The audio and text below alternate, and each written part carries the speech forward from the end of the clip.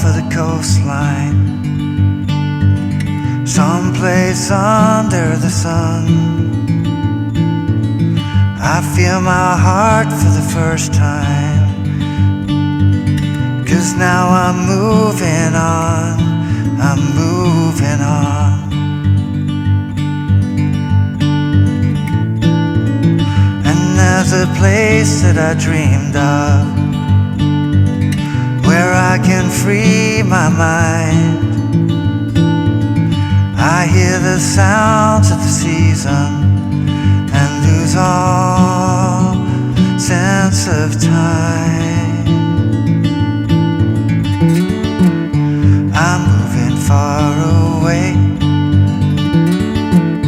to a sunny place, where it's just you and me. Feels like we're in a dream, you know what I mean. The summer air by the seaside, the way it fills our lungs. The fire burns in the night sky. This life will keep us young, yeah, keep us young.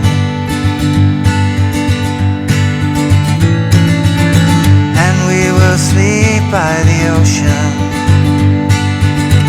our hearts will move with the tide, and we will wake in the morning to see the sun paint the sky.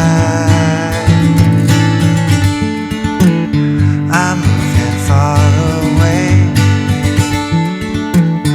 to a sunny place,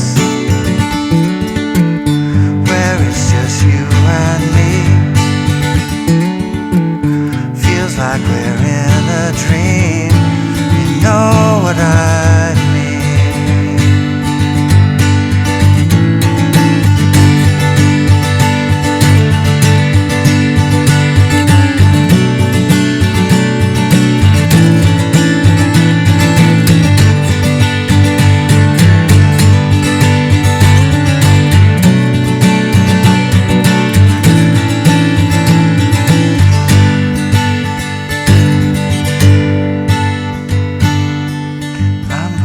Far away to a sunny place, where it's just you and me. Feels like we're in a dream, you know what I mean. Hey, how you doing? Justin here. Today we're going to be checking out an absolutely beautiful acoustic song called Coastline by the Australian outfit The Hollow Coves. It's actually not too difficult to play.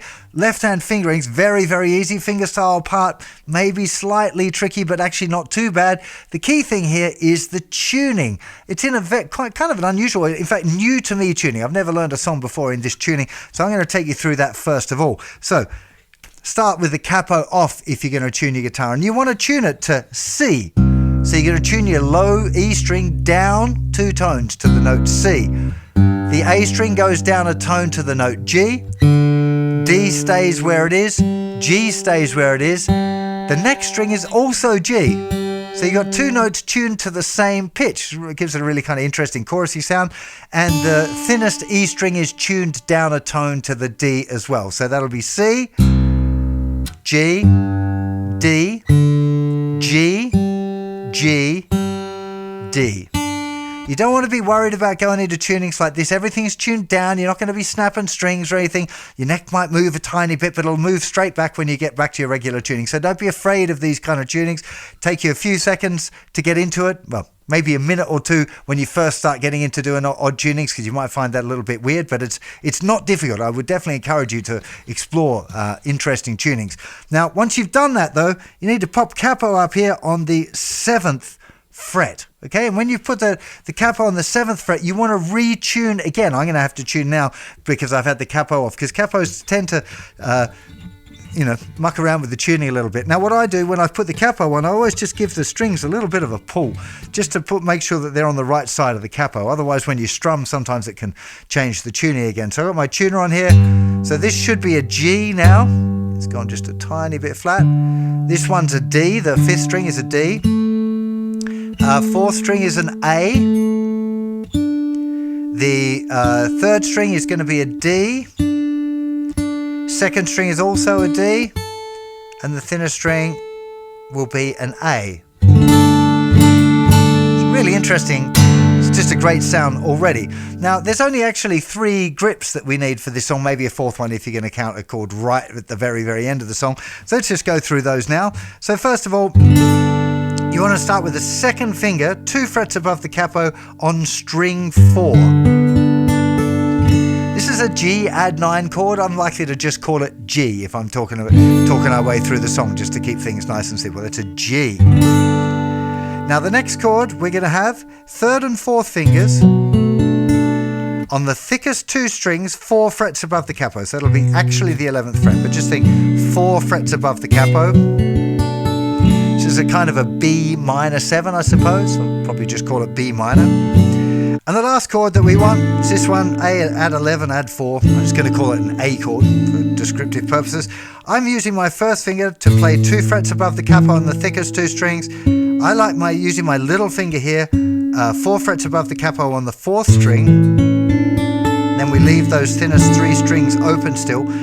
You will notice that the singer for the Hollow Coves, and I don't know the singer's name, that's really bad. I should have researched that beforehand. Very sorry, singer of the Hollow Coves. I should learn your name. I think you're a fantastic singer, a fantastic guitar player, and a great songwriter. So it worries me that I haven't learned that. I'm sorry. He'll use his 3rd finger here. I find it easier to use my little finger. It doesn't matter. Use whichever one you feel most comfortable with. But 2 frets above in a little bar, but you have to, of course, lever your 1st finger forward to get those thinnest strings ringing out. So you've got the G.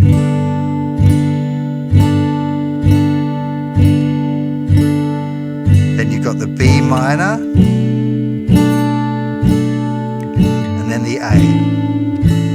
Let's just run through that verse. So, I'm leaving home for the coastline, up to B minor, someplace under the sun. I feel my heart for the first time, 'cause now I'm moving on. Moving on. Doesn't really matter what finger you use on that note, by the way. Now the progression is the same second time round in the second verse. Second time round. I think that there's a slightly different finger picking pattern. I found it too confusing to move to another finger picking pattern on the way through. I'm going to show you what that different finger picking pattern is anyway. The chords are actually the same in the chorus. There's just a little riff that we need to incorporate in there as well, which can add a little bit of complexity, but we're not going to shy away from something like that.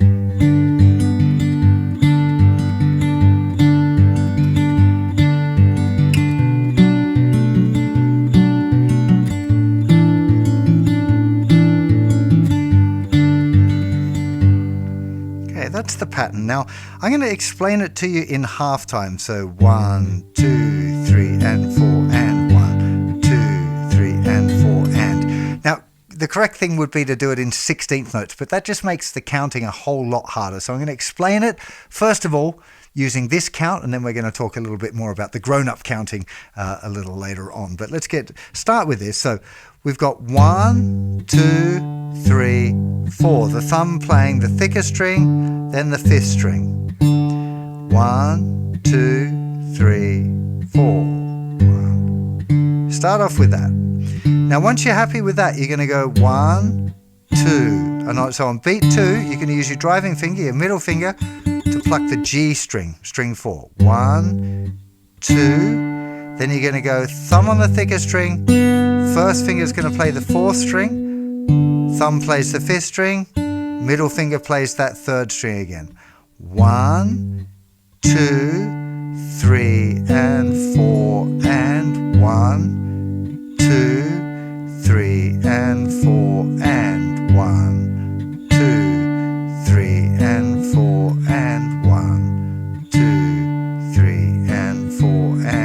lots of slow practice on this would be recommended. Thumb together, thumb 1, 2, 1. I don't know why I said 2 there, I meant thumb 1, thumb middle. Together, thumb 1, thumb middle.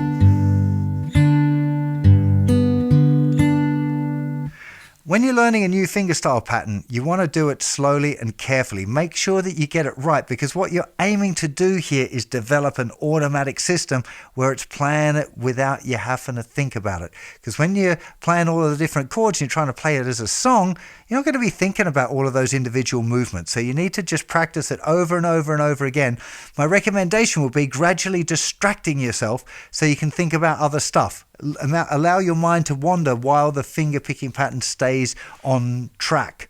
Okay, it needs to stay correct. If it goes wrong, then you need to go back to concentrating. But concentrate, get it right, and then allow yourself to be distracted. Now, the really cool thing here is that finger picking pattern doesn't change at all when the chords change. Your fingers are going to play exactly the same strings. So we start there with the G.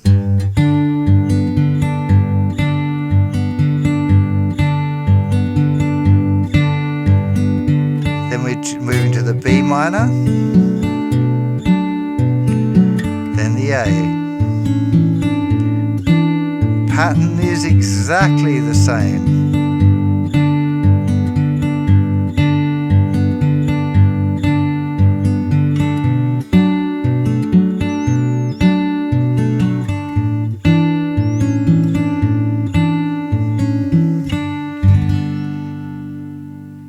The chord progressions for the verses are fairly consistent. We've got 2 bars of G, 1 bar of B minor and 1 bar of A. But now I need to explain about the counting thing, because when I was explaining the finger picking pattern, we did 1, 2, 3 and 4 and 1, 2, 3 and 4 and, because I think that's the easiest way to learn the finger picking pattern. But once you're 1, 2,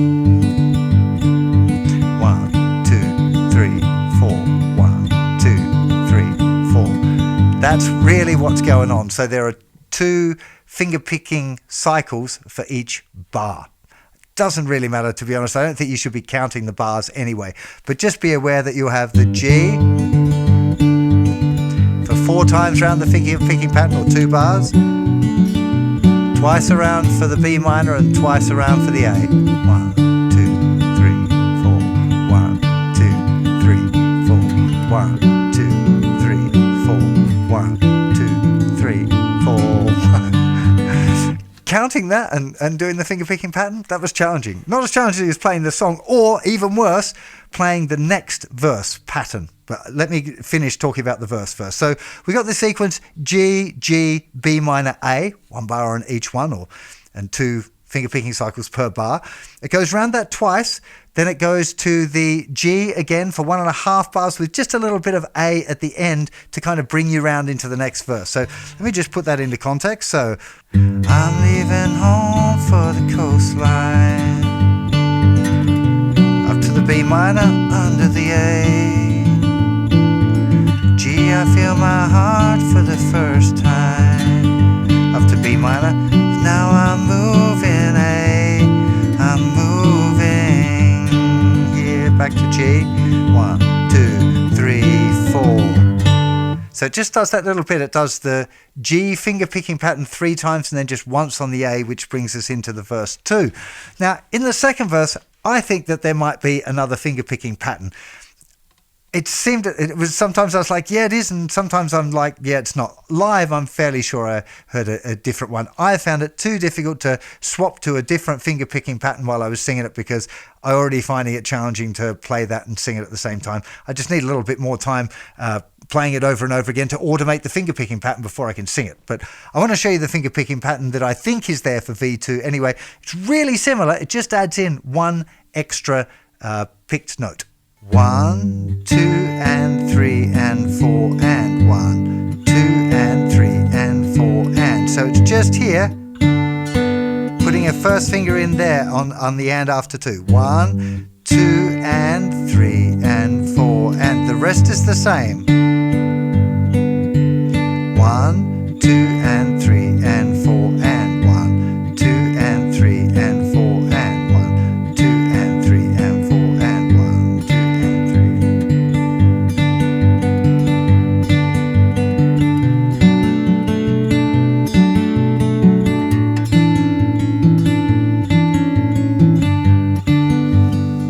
Come on. I can do it.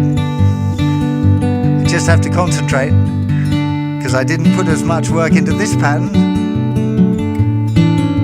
You know, I have to practice too. Sometimes people watch these videos and think I can just magically play all of these tunes, and that's definitely not the case. So I think that's the finger picking pattern for verse 2. And if I decide that I'm going to continue practicing this song and using it as part of, you know, when I'm playing a little acoustic night or whatever, then I would spend extra time working on that finger picking pattern because it does sound really lovely. Now, coming into the chorus, we're using the same chords, but we've got this little fill that sneaks in there, which can kind of complicate things again. We start with the second finger 2 frets above the capo. We're going to play that with the thumb, slide it up 2 frets. Then we use first finger, second finger to play strings 4 and 3. And then slide back down again and then open 5th string with the thumb. 1 E and a 2 and I think it's actually happening on 3 E and a 4 and 3 E and a 4 and. So that actually happens at the end of verse 2. It stays on the D. And then it's going back into the chorus. So you just got to practice from the D. 2, 4, 1, 2, 3, 4, 1, 2, 3, 4, 1, 2, 3. 1, 2, 3, 4, 1, 2, 3, and a 4 and. So we're going to play the G 3 times. There's 2, 3. Here we go, riff. Then to the B minor 3 times. Riff again. Back to the G 3 times. Back to the B minor twice. Then it's either twice on the A or once on the A. And the riff. Sometimes I seem to hear different things in this song, and definitely the live one, it looks like he's doing the riff, but it didn't sound like he was, even though it was live, which makes no sense. I don't think he was miming it, but I don't know. You can either play 2 of the A or you could do the riff there. Let me do one more time from the end of the verse going into the chorus so you can see that riff in action. So, I hear the sounds of the season and lose all sense of time. Stay there, now riff. I'm moving far away. Riff. New some other place. Riff. See, and it's you and me. Riff. It's on your train. You know what I mean.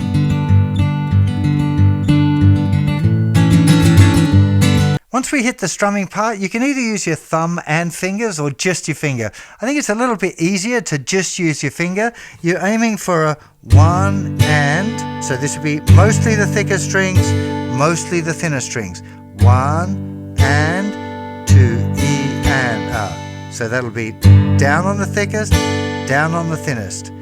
Down, up, down, up. The up, down, up there, all on the thinner strings. 1 and 2 E and a 3 and 4 E and a 1 and 2 E and a 3 and 4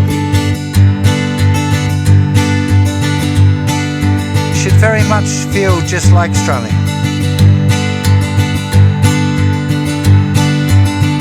The most challenging part of getting the strumming right isn't actually playing the verses, it's in the chorus where you've got to move from the little finger picking and moving far away to a sunny place where it's just you and me. Feels like we're in a dream. You know what I mean.